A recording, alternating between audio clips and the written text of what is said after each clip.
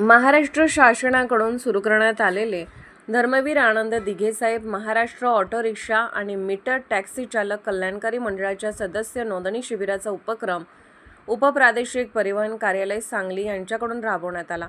सदर योजनेत जीवन विमा व कर्तव्यावर असताना अपंगत्व विमा, 65 वर्षावरील रिक्षा चालकांसाठी सन्मान निधी, कामगार कौशल्य वृद्धी, आरोग्यविषयक लाभ, कर्तव्यावर असताना दुखापत झाल्यास अर्थसहाय्य, पाल्याच्या शिक्षणासाठी शिष्यवृत्ती अशा अनेक योजनांचा यामध्ये समावेश आहे।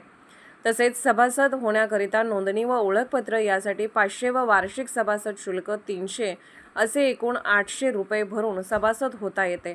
तरी स्वराज्य रिक्षा संघटनेच्या वतीने जिल्ह्यातील सर्व रिक्षा चालकांना असं आवाहन करण्यात येते की जास्तीत जास्त संख्येने आपण या कल्याणकारी मंडळाचा लाभ घ्यावा। एसटी स्टँडजवळ असलेल्या एकता रिक्षा मित्र मंडळ येथे सदर शिबिराचे आयोजन करण्यात आले होते। शिबिरात शेकडो रिक्षा चालकांनी सदस्य नोंदणी करून सहभाग नोंदवला। याचे आयोजन स्वराज्य रिक्षा संघटनेच्या वतीने करण्यात आले होते।